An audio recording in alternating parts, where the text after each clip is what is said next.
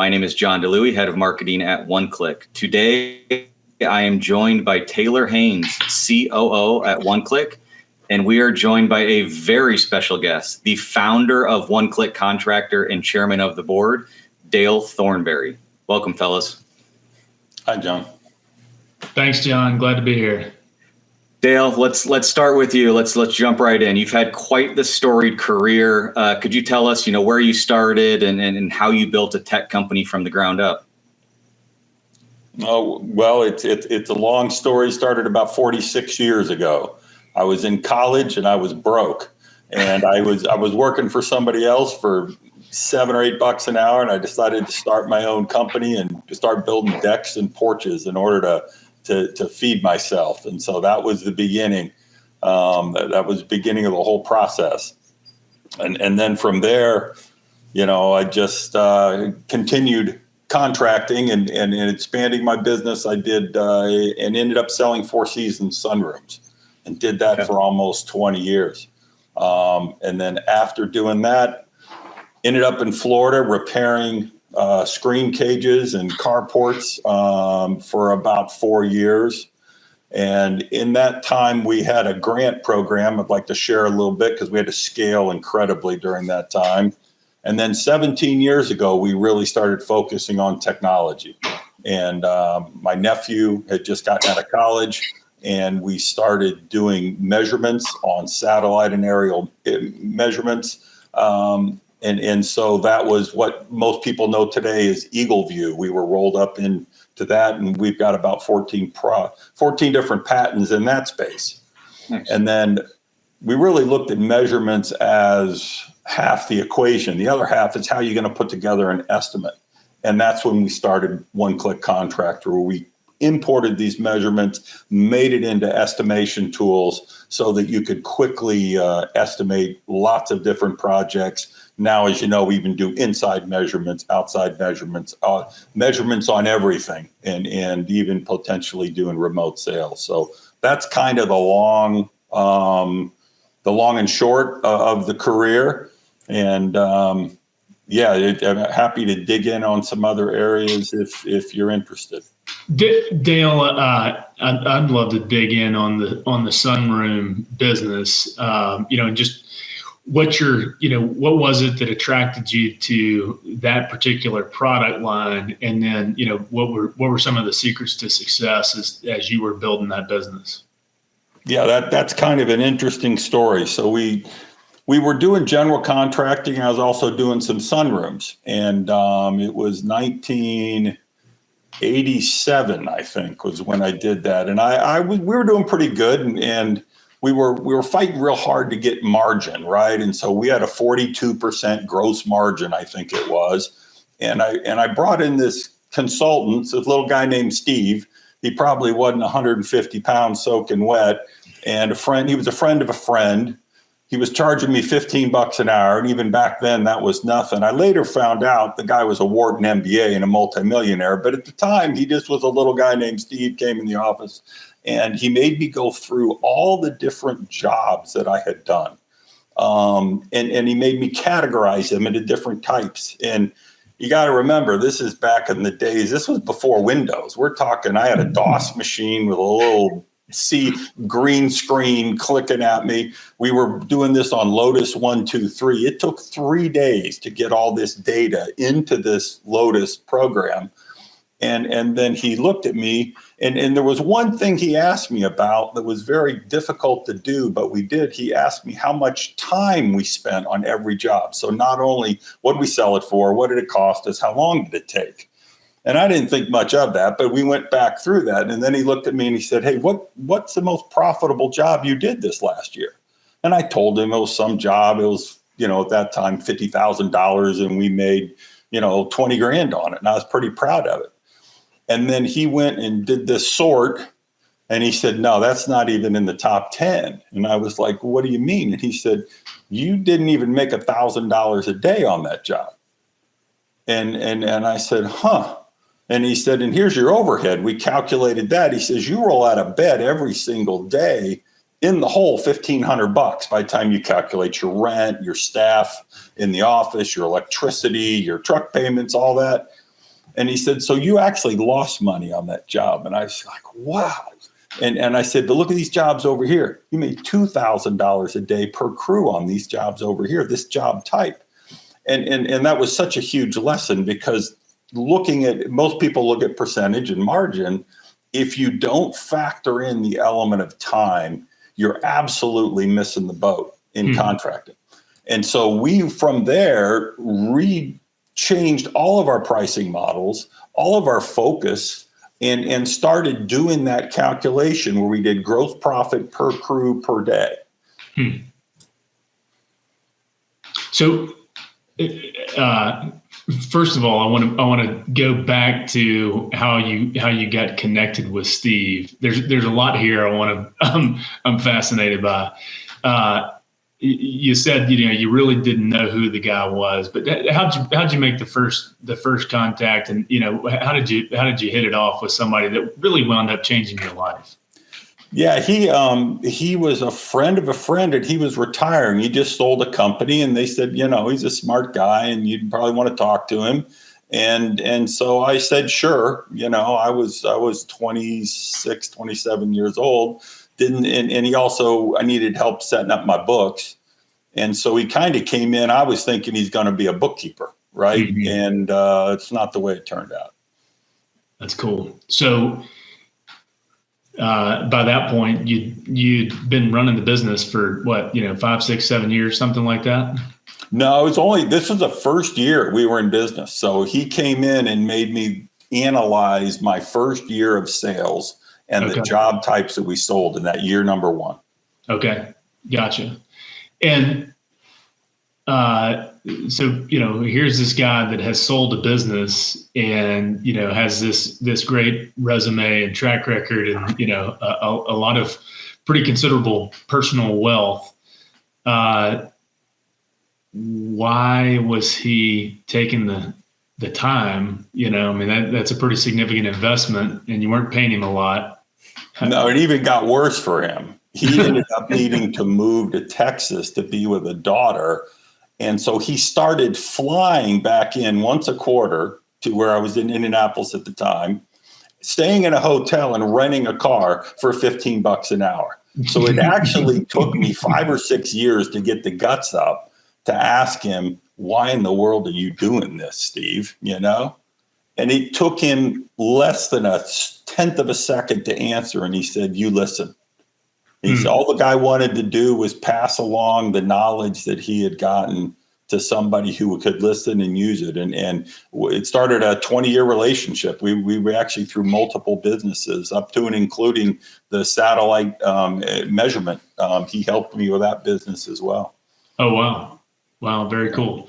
So, it sounds like, one of the really important threads through your career was a really outstanding mentor that, probably helped you avoid some of the mistakes that he made along the way, or maybe he had a mentor that helped him avoid some of those mistakes. No doubt. I had a great mentor, my grandfather, for my first 25 years. And then he passed away, and Steve actually came into my life shortly after my grandfather passed away. So I kind of had learned to listen to my elders. Mm-hmm. And no, he was such a blessing. And then from that core analysis of gross profit per crew per day, we extended it and I had a lot of people tell me I was nuts. My gross margin, I actually reduced it because I wanted to sell more of those jobs that made more per day. Mm-hmm. And so we actually would reduce prices on upsell products and things because the installation time was the same, right? We used to have this high performance glass and then this low end glass, and everybody used to price it, and keep the margins, the percentage of markup the same. Well, I looked at it and said, hold it, I got this high performance glass. It's going to cost me $3,000 to put it on this job. The installation time is identical, right? So why not just make an extra $1,000 on every job, only mark that up 25%, because it's still an extra $1,000 and the cost, your cost per day, your gross profit per day went right up with it. And so we ended up having about an 80% market share on sunrooms in central Indiana. And there was big players there. Champion and Patio Enclosures hated me because they couldn't compete with it. And then we did one last thing that tied into that. We start giving away free heat pumps. So you got an air conditioned and heated sunroom. Well, the only way you could heat and air condition a sunroom in central Indiana is to use the high performance glass. Well, they used that flat margin mentality. So all of a sudden the prices of their sunrooms were drastically higher. And like we used to tell them, hey, in Indiana, that's like a 6-week room, and ours is a 365-day room. But we were running on percentage margins that people would look at it and say, what are you doing? And it says it didn't always, you can't cash a percentage check. You cash how much money that your guys went out and made for you each day. And it was really revolutionary in terms of how we built that business. So does that method still work today, Dale? Or, is that something that died back when Lotus 123 died? No, it absolutely still. And I still have several young people that I mentor on that. And what it gets down to is the guys that are selling labor. Labor is also all your risk in a job, right? You're doing a job. Generally, the materials isn't a huge amount of risk. If something's going to get out of control, it's your labor. And so consequently, if you can sell jobs, like if you're a plumber and you're going to install a water heater and you can install one in 4 hours, your risk factor is less because you're selling a product along with your labor. And so, and if you can sell the upgraded water heater, sell the upgraded water heater. You can actually make more profit per day. So it all still works the same today. And especially for the young people I've mentored, they're all tweaking their profit per day in order to just put more money in the bank at the end of the year. So, and it's probably outside of the scope of this session that we have here to really go full detail on how to do this. But at a high level, if you could give us just sort of an overview for the contractor that's out there. Maybe they feel like they're doing pretty good. Maybe business has been pretty good.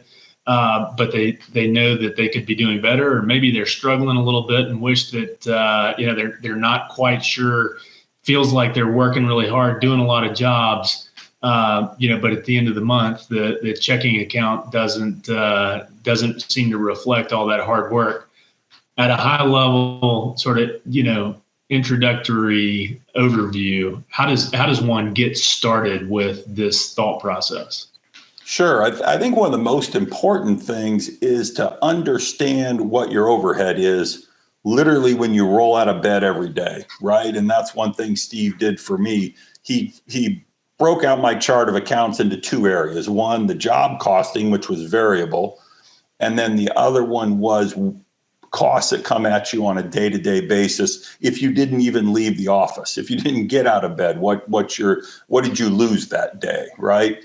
And so then you tie that back to your crews and say, hold it, these jobs that maybe I think are a big job, but if they take too many days, you actually lose money just like I did.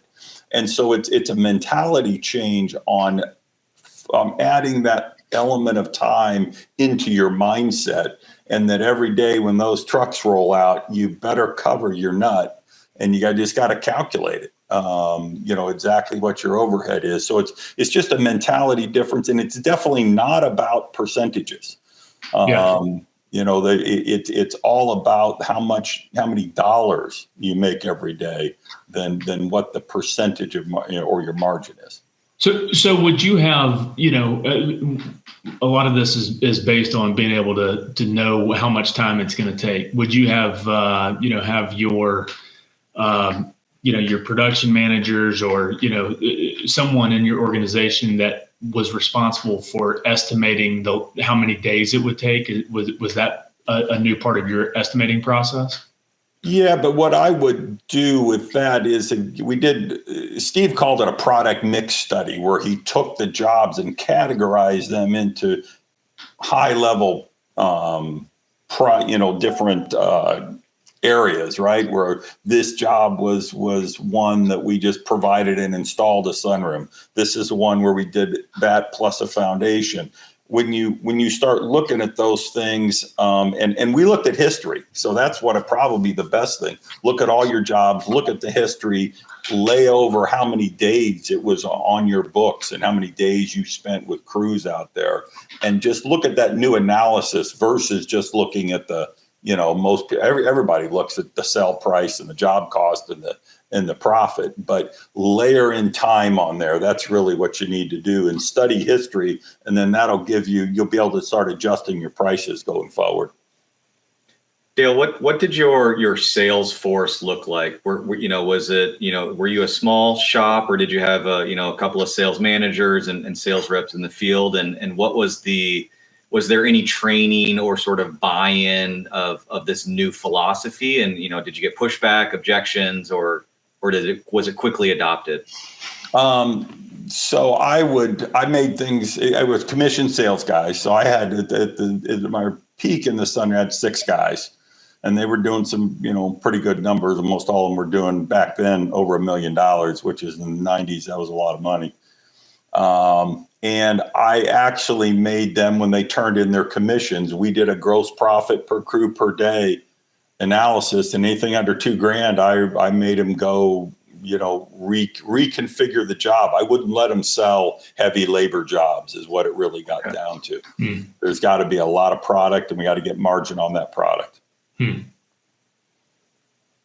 so we did that calculation as an estimate, but then the pricing also was in there so that if something was heavy in labor, the margins might be 400% on heavy labor. And then when like I said, on the upgrading of the glass, might have been 25%.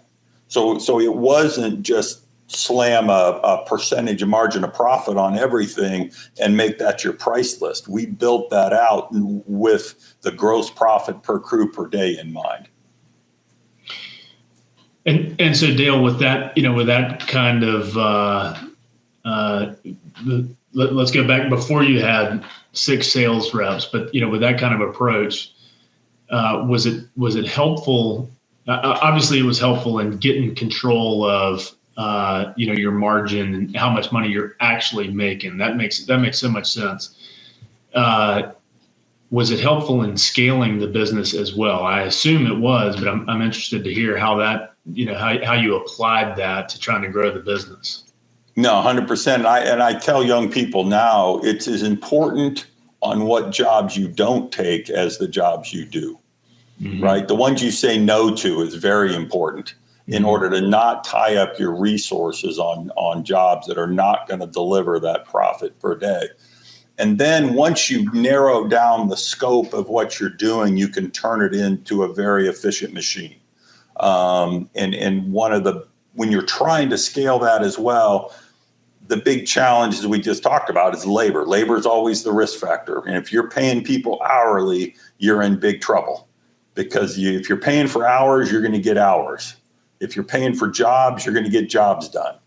And so we were able then to transition to a more manufacturing-based thought process around the jobs, because we said no to a lot of jobs and kept right in our sweet spot.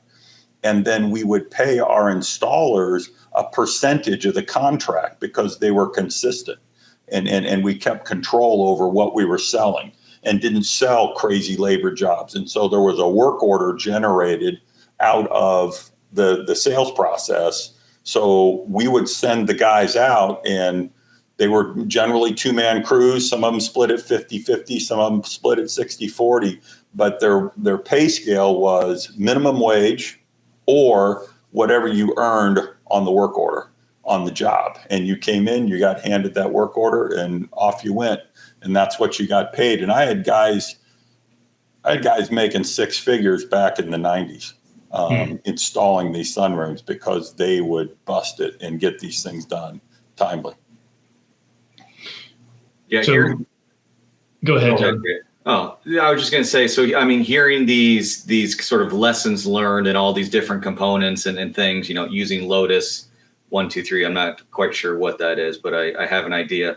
I'm guessing a lot of these instances and different ways to run your business influence what One Click is today, right? I know what One Click is today, and I'm hearing a lot of the things you mentioned are now more easily applied to the businesses, more easily, delivered to the sales field. How have those lessons learned in your past influenced what One Click is as a technology platform today? No, absolutely, because consistency is the king, right? And consistency in your pricing, consistency in your methodology, and that's what we really wanted to do with One Click. Is you can train a salesman much quicker, right? Because you've got the process; it's right there. If you look at, you go right down the left side in order to do your estimate, right? And you end up with your contract at the end, and so all of those things, consistency in your pricing and methodologies, and is all built into that process so that you can sell more, you can scale faster. And all of those are the lessons we learned as we had some crazy challenges that I use. The same tech guys today that are creating One Click are the same tech guys that are with me when we won a $15 million grant in the state of Florida. We had 8 months to scale up from 10 people to 100, and we had to spend that 15 million or lose it, right? And there's elements of that exact process that we built right into One Click that can be used today, and all pieces and parts. So, I mean, obviously, the three of us are pretty well versed in what One Click is, and you just summarized some of the advantages that it provides with to contractors. In terms of being able, let's go back to scaling the team, because I thought that was something that was interesting that you talked about your experience in being able to scale your team. Really facilitated this, dollars per crew per day. What would your input to a contractor that's interested in scaling? Again, the scenarios that I used earlier, maybe they feel like things are pretty good, but they'd love for them. You always want it to be better, or maybe they're challenged and they're struggling a little bit, and they're kind of questioning their decision to go out on their own. How should they best leverage One Click to get their arms around their operations and then scale their operations? Yeah, that's a good question, because you can't scale what's in your mind, right? You've got to get it somehow documented.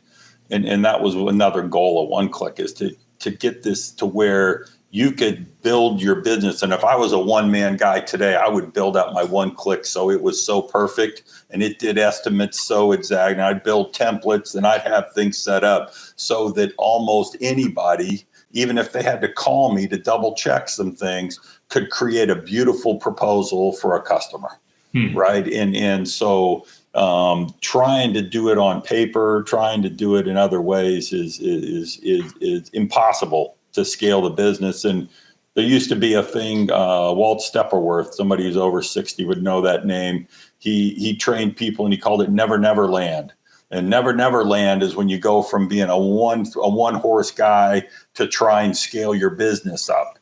And you live in Never Never Land and you want to be there as short a period as possible.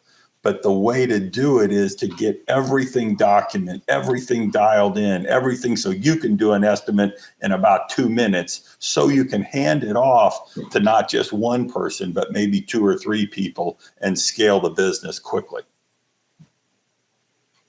Yeah, that's great input. So One Click obviously is a platform that helps people to get control. We talk to a lot of small contractors every day that that are excited to take advantage of One Click.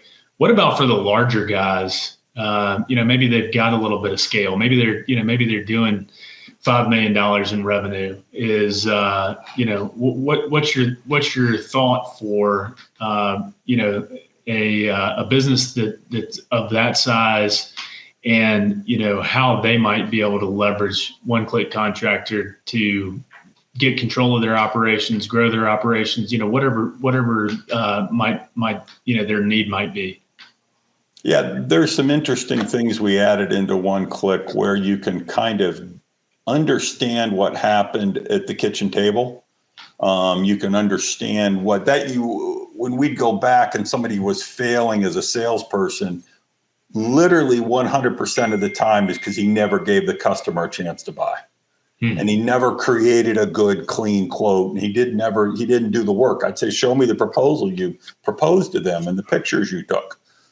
Well, they didn't. Well, no, they weren't buyers. I told them it was going to be around 25. It's like, no, that isn't the way it works. And so would be controlling that kitchen table experience for your customer was absolutely at the top of our mind when we built One Click, so that customer can have a great kitchen table experience, which will impact your close rates and which will actually do your sales group a service as well, to make sure. And then they also don't sell or commit to things that can get you in trouble later as well, when they can just hand write something down or they can edit something too much. You can get into trouble there as well. Absolutely. Dale, you've hinted at this throughout the conversation. You're a big data guy, leveraging data to your advantage, and at the same time, we hear a lot, and I'm sure you have in your years, that people go with their gut feeling, or I've had 40 years of experience, so I think this. What would you say to someone given your experience with data versus gut feelings, and how do you balance the two of those experiences versus what the data is telling you? Yeah, and I think a lot of people have good gut feelings. And matter of fact, the young people, especially as they're trying to grow, their gut feeling normally is directionally okay. But when you can really dial that thing and you start living by your numbers every day, and you're using KPIs like revenue per lead issued for your sales group, and really studying that gross profit per crew per day. I was able to, the first year Steve came in, was actually reduce my gross sales, so to reduce our total output, and quadruple my bottom line. Wow. Because of just dialing in the things that were working. And he used to always also tell me, it's a whole lot easier to make good things better than make bad things good. And so we would look for the good things, and then we would make them better, and we would find more of the good.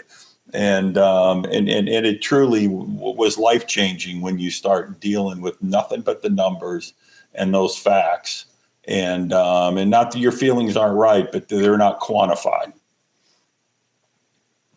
Love that. So, it sounds like, first getting your arms around those numbers, but then, there's probably some real challenges around going away from jobs that are lower down on the profitability. I can imagine maybe this happened to you, maybe it would happen to somebody else, but a contractor that has some business partners and employees that say, no, these are great jobs. We've always done these jobs. You're crazy to try to get away from this. This is our bread and butter. You're gonna put us out of business if you do this. How does somebody deal with that kind of pushback? Yeah, it's always challenging, but the way you do it is with your pricing models, right? And once again, you put them into your pricing models, and I used to laugh because I used to literally give the jobs I didn't want to my competition because I knew I was going to tie them up for weeks at a time. Let them have that crummy job, right? And I'd laugh. And so, yeah, you really got to do it with your pricing model. And another little thing I did was scaling that I've never had anyone say didn't work. One of the biggest problems when you start scaling your business is collecting money, right? Your crew comes back, says, job's all done. It's all good. You give them another crew the job. They're off in the end. And you call, hey, Mrs. Jones, crew says job's all done. Can I pick up that check? And she said, that job's not done. I asked him to do this and this and this and this. Oh, man. So what we started doing, and we set it up even in the sale, we said, Mrs. Jones, wouldn't it be nice to be able to give a tip? Because people work better for tips, don't they, Mrs. Jones? Oh, yeah. How would you like to give your installer a $100 tip that cost you nothing? Well, okay, how do I do that? And say, you hand them the payment in some way, now it'd just be electronic, but you make sure he gets paid the day he walks off the job, and I'm going to give him a $100 tip. Now, what that did was, number one, the installer was never grumpy with the customer because they wanted that. They knew that $100 was coming, right? They also never left the job that wasn't done because they wanted the $100. You might have to make it 200 now with inflation, but it was the single best thing I ever did to collect all my final checks. Was I said, good news, bad news, guys. Bad news is nobody's getting a raise today. The good news is you're going to get $100 for collecting every final payment. And worked fabulous for scaling the company because then I wasn't out there chasing checks. That's a great tip. I love that. And so you would just train your sales team so that everybody consistently presented that part of the structure, or that part of the deal on every single deal. 100%. Yeah. And it was part of our presentation. Yeah. And so it'd be real easy to add that to your presentation, and the sales guys knew they weren't getting their commission until the final check was collected either. So they were motivated as well to make sure that final check came in. Yeah. Yeah. I love that. And we'd be remiss if we didn't point out that, you were probably using, I don't know, maybe a paper flip book or, some other type of structure for your presentations, but now that presentation can go right inside of One Click. 100%. No, and we actually were, when I did the grant in 2005, we were using digital signatures just like we did today. Right? Because my guys, and we were signing 3 different documents, and we were doing $1 million a week and closing 400 jobs a week. So it was, we were hopping and fetching. Yeah. Wow. And you said you went from 0 to 100 employees like overnight. It went from 10 to 100 because that came in at the last minute, and it was during a calendar year for the state of Florida. And so if you don't spend it, you lost it. So we got geared up in, say, November. We got turned loose, and we had to have all that money spent and the average sale on that was $3,500 because we were doing mitigation in mobile home parks. So we had thousands of those things to do, and we only had 6 months to do it. So, wow. And technology was key. Chris and Mark, same 2 lead developers, did every bit of that, and it all worked beautifully clear back in 04, 05, and 06. Dale, I think that, just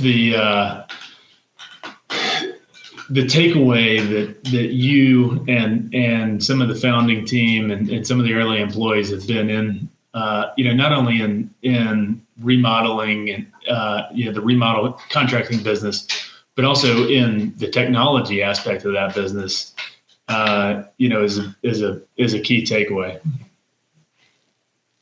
Yeah, it was fun. Those guys made it fun. That's awesome. Yeah, labor, you've touched on the risk of labor and, the success story of going from a 10-man crew to 100 and, in a calendar year is impressive, regardless of the strength of the labor force. I'm curious, just how did you find, an additional 90 men or women? What were some, I don't know what year this was. Maybe we start with that to give some, clarity on what was available, but I'm just curious how you scaled that quickly. It was 07. So we were just running into the 08 crash. Okay. So people were hungry. And so we were able, that was actually 07. And so that 07 and drug into 08. And so to our good, there was not a lot going on. and we were in Florida, and the housing market was crashing in Florida. So today, I agree, man, labor is a huge challenge for people, which is why I made sure that once I did this pay for performance, I had installers coming to me for jobs. I never even had to run an ad because I paid the industry best, but I supported them really well. We did a lot of things like they only had to get themselves to the job site. I had people deliver the materials to them. They never left the job site. They stayed there. They worked. They never went to go pick up materials, never went. And so they made a lot of money. And so same thing today, right? I said, you get a good installer, you get a good technician, you pay them. But the only way to pay them properly is incentives, and don't pay them hourly, because you can't, it'll never work for you in terms of scaling. So how do you, let's take this and, help folks that want to apply that lesson to, maybe a different vertical. How should that contractor go about, thinking about how to properly incentivize their crews and structure that in a way. And, again, it might not be, might not be sunrooms. It might be windows. It might be siding, might be roofers. We obviously work with contractors in just about every vertical out there. Help us think about some practical applications to applying that. Sure, and we've got that tool in One Click that breaks down the price, right? And you could create that work order, what you're going to pay out on it. But as a practical matter, when I moved my crew from hourly to production, to pay for production, initially everyone pushes back. Mm-hmm. But I picked my couple of my best crews, and I said, I'm just going to do a dual calculation every week, and I'm going to let you decide if you want to be hourly or you want to get paid for production. And I'm going to show it to you week after week. And within 3 or 4 weeks, they were pointing and says, I want that. Right. Mm-hmm. I want to get paid for production. Then as soon as those guys did it, the shop talk in the back, the rest of them are saying, hold it. Those guys are making more money. Well, if you want to do that, then, you just need. And then I started posting the monthly production numbers. And so they started competing for who was in the top of the list.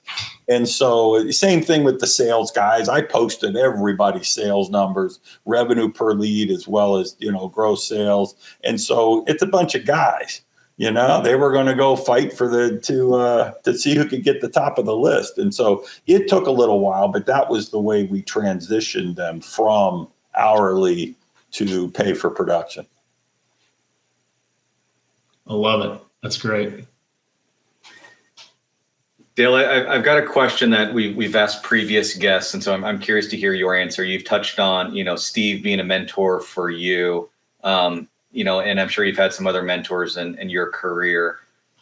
Question for you, right? If you had to go back and give advice to your younger self, giving the career that you've had, giving the experiences, giving the mentors in your life, if you had to go back and give yourself advice, young Dale, what advice would that be? I was lucky because I got into the sunroom business that was low percentage of labor to install. Every business I look at now, I look at the gross sale regardless of, and then I look at the percentage of labor to do that work. And I would focus on how can I make that percentage as low as possible for labor on any business I'm taking on, because labor, as we talked about, it's all your risk. Your labor can double on a construction project. Well, I was fortunate in the sunroom business. My labor was about 12%. My margin was 38%. So if labor doubled, I still have margin left. You go look at some of these industries and it would, you might have 30, 40% of your gross sale is labor. If it doubles, it wipes out your margin. And so that's what I would say. I was fortunate I learned that lesson and I did it, but I would even hone that in even better and even harder in terms of making sure that whatever I'm doing is I keep it cookie cutter, and I keep it to where it's a low percentage of labor and narrow. Dale, you've touched on, we've talked about your experience and obviously founder of One Click, still chairman of the board. What are you up to today? Fishing, just hanging out on the beach, fishing, or are you still in the business world and being a mentor to others? I had a couple other businesses that we've recently sold. Had real estate. We had up to 20 rentals. I sold all them. So I'm winding it down, and then I'm mostly mentoring young people, family members, extended family, friends of friends, that kind of thing. And then I play pickleball about 5 times a week.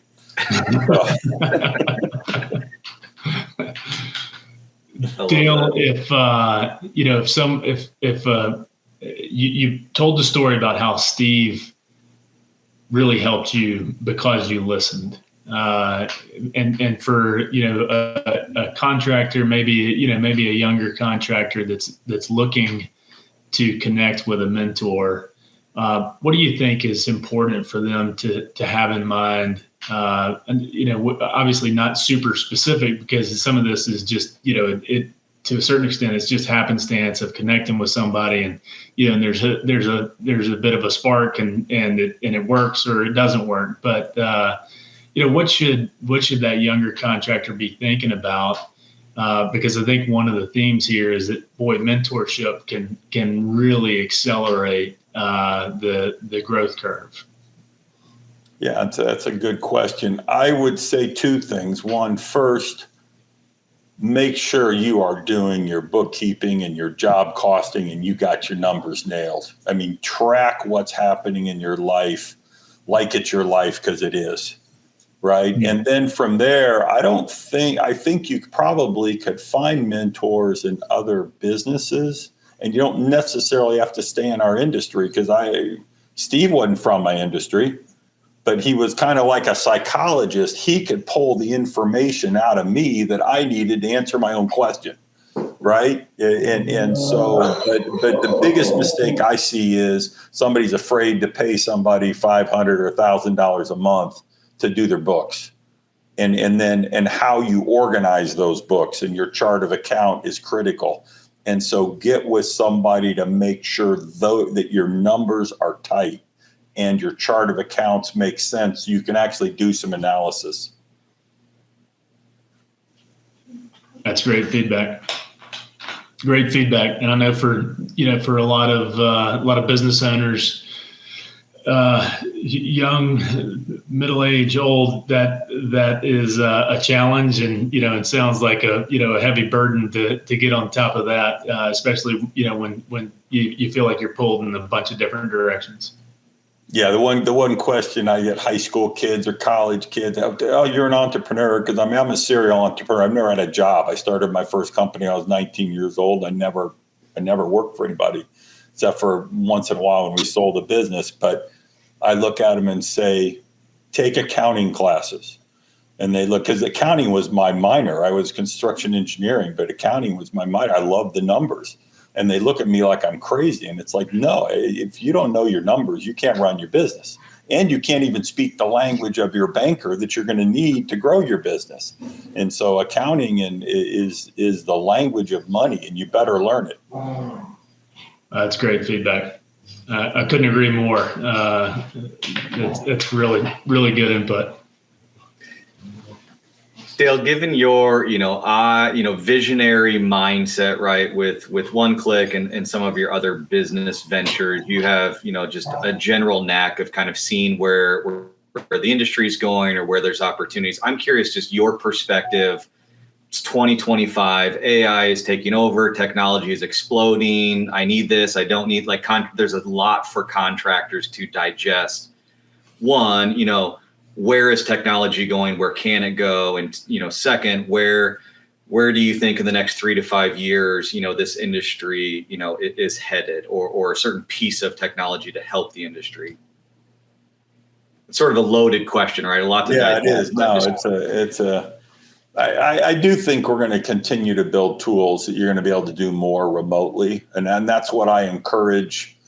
Like one person I mentor is a plumber, and he doesn't leave his office, and he sells water heaters and sinks and toilets and diagnoses things on the phone and builds the proposal, and they sign off on, and then he sends a truck out. There's not 2 trips to the house anymore, but he's using One Click to accomplish that.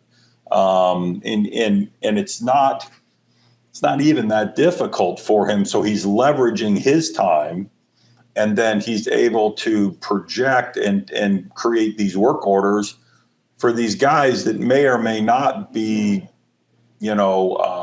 journeyman plumbers, because he's already seen it, diagnosed it, sends them out. And if there's a problem, they communicate back and forth. And so, no, I believe that it's going to continue. We're going to have a huge shortage of journeyman plumbers and HVAC, and we're going to have to leverage technology in order to get the smart people to diagnose things, and then the other folks can do the work after, because the diagnosis is so important. So that's what I believe. It is not even going to happen. It has to happen.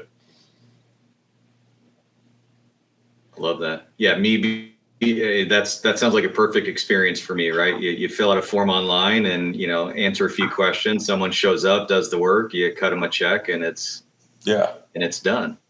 No, exactly. And you send, my guy sends the text to the homeowner, and the homeowner's taking pictures for him, and he knows that the stuff's going to fit, because he's already analyzed the photographs. He doesn't need to drive there and then go pick the stuff up and then drive back. And then he literally has got the work order, kicks out through One Click, goes to the supply house, work orders out, and it's done. It's he's leveraging his knowledge, and then he's able to use a $30 an hour guy instead of a $50 an hour guy to do the work, because the diagnosis is done.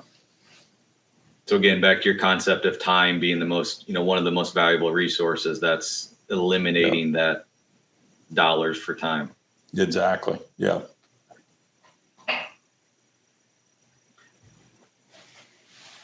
I love that. Taylor, any follow-ups for Dale? Well, this has been great. It's been awesome. I always enjoy it every chance I get to visit with Dale, and this one was probably a highlight, because we got to really dig into some of those nuggets from his career, and hear about some of the secrets to his success, which I think are just very practical and applicable for folks that that are our customers, or maybe they're not our customers, but we'd love to talk to them about it, and talk about how we can help them hopefully grow their business and achieve their American dream. So Dale, it's been great. Thank you very much. Hey, thank you guys. It's fun time. Absolutely. Next episode, we'll dive deeper into pickleball, and we can discuss pickleball technique and one-on-one versus doubles and paddles and shoes, and go down a rabbit hole. I'm sure. Third shot drops. Yep. That's my current work. I got a ball machine. I'm working on third shot drops. There we go. No, Dale, thanks again. Seriously, this was very insightful. It was a eye-opening discussion. So our listeners are going to love this one. To our listeners, if you haven't already, be sure to like and subscribe to catch future episodes as they are released. Again, Dale, thank you for your time. Taylor, thank you for your time. Until next time, cheers, fellas. Cheers. Thanks.